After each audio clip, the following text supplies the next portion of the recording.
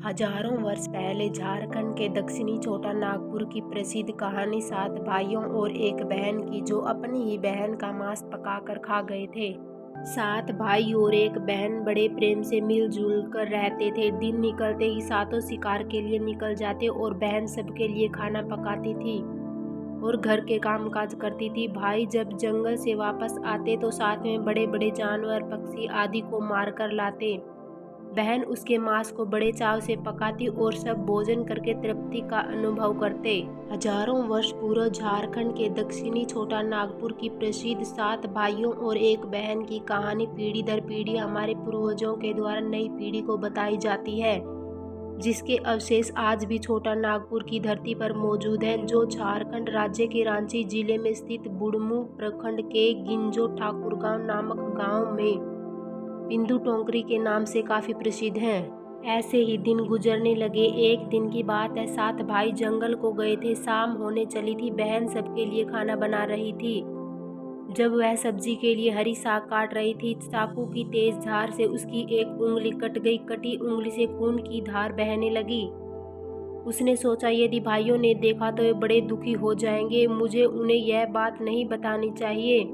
उसने बहते खून को अपने ओढ़नी से पोंछना चाहा, किंतु लगा कि उसके भाई देख लेंगे। फिर उसने दीवार पर पोंछना चाहा, फिर लगा यहाँ तो और अच्छी तरह से दिखाई देगा। वह बेचैन होकर इधर उधर घूमने लगी। कोई ऐसी जगह नहीं मिली जहाँ उसका बहता खून भाइयों की दृष्टि से बच सके। अंत में कोई एक उपाय न देकर उसने उसी साग से पोंछ लिया जिसकी वह सब्जी बनाने जा रही थी। शाम को भाई जंगल से वापस आए। बहन ने खाना परोसा। आज सातों को साग बहुत स्वादिष्ट लगा। सातों अपनी उंगलियां चाटते रह गए। बहन की पाक कला की तारीफ की।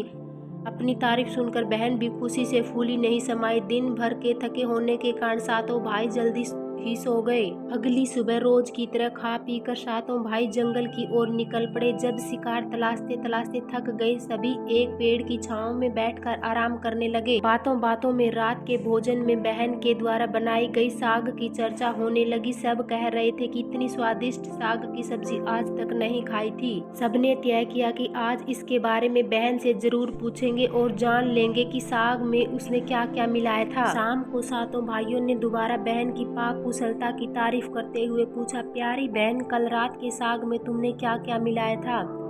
बहन बताना नहीं चाहती थी। वह सोच रही थी कि अगर उन्हें पता चला कि उसकी उंगली कट गई है तो सभी बहुत दुखी हो जाएंगे। इसलिए उसने जवाब में कहा, कुछ नहीं। शाम को सातों भाइयों ने दोबारा बहन की पाक कुशलता की तारीफ करते हुए पूछा, प्यारी बहन, कल रात के साग में तुमने क्या क्या मिलाया था? बहन बताना नहीं चाहती थी। वह सोच रही थी कि अगर उन्हें पता चलेगा उसकी उंगली कट गई है तो सभी बहुत दुखी हो जाएंगे। इसलिए उसने जवाब में कहा, कुछ नहीं।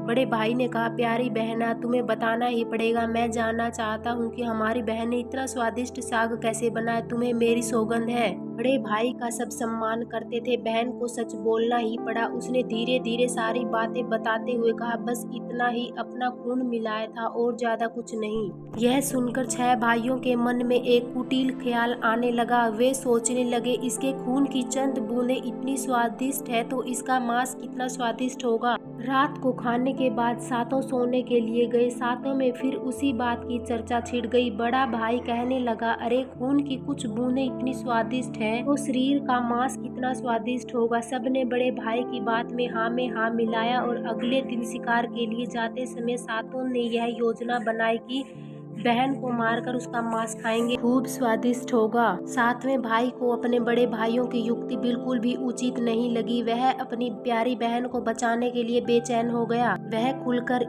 इसका विरोध नहीं कर सकता था क्योंकि 6 भाई एक तरफ थे। शिकार करने के बाद सभी भाई ने मिलकर एक टीले पर बांस के एक चांग, बांस के फट्टों से बना चबूतरा का निर्माण किया। उनकी योजना यह थी कि बहन को फुसलाकर यहाँ लाएंगे, तीर मारकर उसकी हत्या करेंगे और उसका स्वादिष्ट मांस खाएंगे। अगले दिन बड़े भाई ने बहन से कहा, प्यारी बहन, तुम बड़ी हो गई हो और शादी के लायक हो गई हो।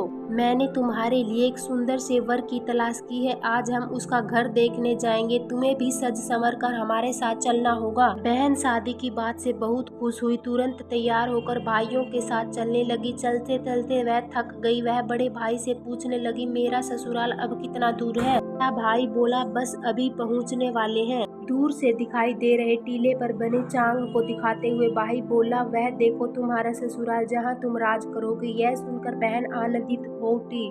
चांग पर पहुंचते ही बड़े भाई ने अन्य भाइयों को बहन को चांग पर खड़ी करके रस्सी से बांध के खंबे के सहारे बांधने का आदेश दिया। सभी मिलकर फुर्ती से बहन को बांधने लगे। बहन असहाय थी। अपने सभी भाइयों को हथियारे के रूप में देखकर बहन का हृदय हाहाकार करने लगा। वह ईश्वर को याद करते हुए कहने लगी, हे ईश्वर, अब तुम ही मेरा सहारा हो। मेरे सातों भाई मेरी हत्या करना चाहते हैं। उनमें से एक भी ऐसा नहीं है जिसके दिल में मेरे लिए दया और प्रेम हो। अपनी बहन की बातों से सातवां भाई द्रवीभूत हो उठा। बहन की पुकार पर वह तड़प कर रह गया, पर 6 भाइयों का प्रतिवाद करने का साहस नहीं जुटा पाया। बहन को निर्ममता से बांधने के बाद बड़े भाई ने सबको बारी बारी से उस पर बाण से प्रहार करने का आदेश दिया। बड़ा भाई हाथों में धनुष बाण लेकर जब प्रहार करने को तैयार हुआ, तब बहन भाई के सामने हाथ जोड़कर करुण स्वर में गाने लगी, मारो मारो भैया छाती में लक्ष्य करके, भैया छाती में लक्ष्य करके, तुम्हारा तीर तुम्हारा धनुष जंगल को जाएगा। भैया मारो मारो भैया छाती में लक्ष्य करके, छाती में लक्ष्य करके, भैया छाती में लक्ष्य करके। भाई ने कठोरता दिखाते हुए तीर चलाया, पर उसका निशाना विफल हो गया। इसके बाद दूसरा भाई तीर मारने को तैयार हुआ। बहन ने उसके आगे भी हाथ जोड़कर वही करुण गीत दोहराया। उसका भी निशाना चूक गया। इसी तरह सभी भाइयों ने बारी बारी बहन की छाती को लक्ष्य करके तीर मारने की कोशिश की।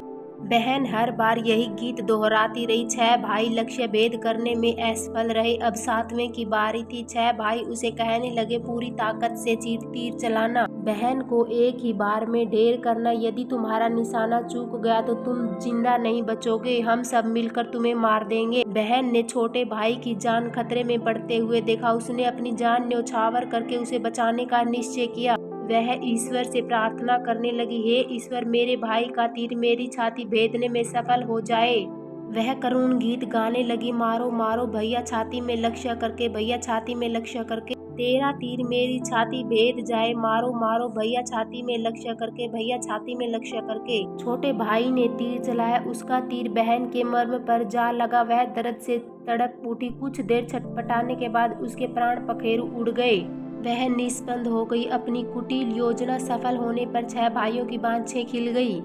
सातों ने मिलकर मृत बहन का शरीर चांग से नीचे उतारा। 6 भाइयों ने मिलकर बहन के शरीर की बोटी बोटी काट डाली। बड़े भाई ने साथियों को जंगल से लकड़ी और पानी लाने का आदेश दिया। छोटा भाई पानी और लकड़ियों के साथ साथ कुछ मछलियों और केकड़े ले आया। वह अंदर अंदर बहुत व्यथित था। उसके भाई बहन का मांस बड़े चाव से पका रहे थे। वह अपनी प्यारी बहन का मांस नहीं खा पाएगा। अगर नहीं खा पाएगा तो अन्य भाई उसे गाली देंगे। उसने मांस बनाते समय चुपके से अपने साथ लाई मछलियां और केकड़े को आग में दे दिया और अपने खाने का जुगाड़ कर लिया। चावल और मांस तैयार हो गए। जमीन पर केले के पत्ते बिछाकर उसमें सबके लिए खाना परोसा गया।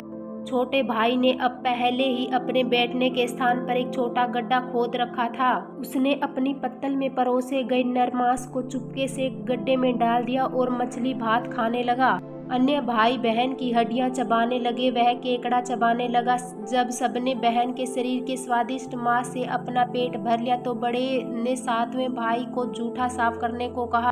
उसने बहन की बची कुची हड्डियां और शरीर के अन्य भाग जैसे सिर, नाखून, पंजे आदि सभी इकट्ठा करके उसी गड्ढे में डाल दिए और मिट्टी से ढक दिए। कुछ समय बाद उस स्थान पर बांस का एक पौधा उग आया। धीरे धीरे वहां बांसों का झुरमुट बन गया। एक बार कहीं से एक संत आए। उसी बांस की झुरमुट तले छुपकर मल त्याग करने लगे। उसी समय आकाशवाणी हुई, दुर्गंध आ रही है संत, दुर्गंध आ रही है। बार बार यह आकाशवाणी सुनाई देने लगी तो संत ने झटपट उस स्थान को साफ किया।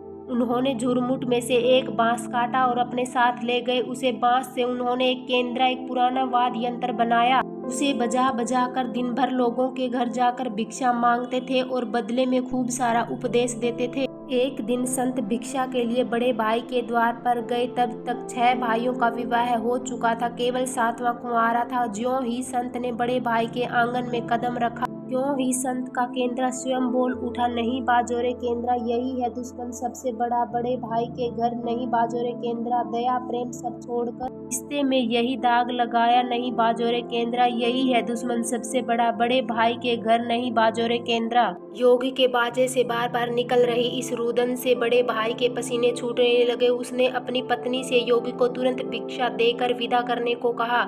इसी तरह योगी बारी बारी से 6 भाइयों के द्वार पर उपस्थित हुआ। उनके आंगन पर कदम रखते ही केंद्रा ने स्वयं यही गीत बजने लगता। उन्होंने भी अपनी पत्नी को तुरंत ही कुछ भिक्षा देकर विदा करने को कहा। उनके मन में यह डर समा गया कि यदि इसी तरह योगी का केंद्रा बजता रहा तो उनकी यह पोल खुल जाएगी कि वे अपनी बहन के हथियारे हैं। अंत में संत 7वें भाई के घर पहुंचे, जो अभी तक कुंवारा था।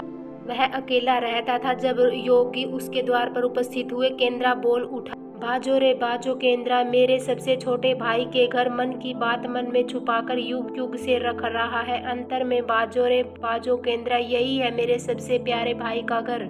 योगी के केंद्रा से प्यारा और दिलचस्प गीत बजते सुनकर छोटे भाई ने उन्हें सम्मान के साथ अपने घर में बैठने के लिए आसन दिया। ताबुल पान और जलपान से उनका सत्कार किया। इसके बाद केंद्रा के विषय में चर्चा हुई। योगी ने केंद्रा की जन्म कहानी सविस्तार सुनाई। छोटे भाई ने उस केंद्रा को उसे देने की प्रार्थना की तो योगी ने उसे छोटे भाई को सौंप दिया। योगी के चले जाने के बाद छोटे भाई ने केंद्रा को अपने बिस्तर के सिरहाने की तरफ एक साफ सुथरे स्थान पर धूप दीप जलाकर सम्मान के साथ रख दिया। कुछ दिनों के बाद छोटे भाई के घर में कुछ परिवर्तन दिखाई देने लगे। जब भी वह काम से लौटकर घर आता, सारा घर साफ सुथरा पाता। जब रोज रोज यही बात दोहराने लगी तो छोटे भाई ने अपनी भाभीियों के घर जाकर पूछा, मेरी गैर हाजिरी में आप लोग मेरे घर को साफ करते हो क्या? सभी ने जवाब दिया, हमें अपने घर के काम काज से फुर्सत नहीं है, तुम्हारा घर कैसे साफ करती? छोटे भाई ने निर्णय किया कि आज वह छुप कर देखेगा कि उसका घर कौन साफ करता है। वह घर के कोने में छुप गया। घर सुनसान होते ही स्थापित केंद्रा से उसकी बहन की शकल की एक लड़की निकली, घर का सारा काम किया और फिर उस केंद्रा में समा गई। छोटे भाई ने यह बात अपनी बड़ी भाभी को बताई। बड़ी भाभी ने उसे समझाया, ज्यों ही लड़की केंद्रा से बाहर निकलेगी तुम केंद्रा को आग के हवाले कर देना,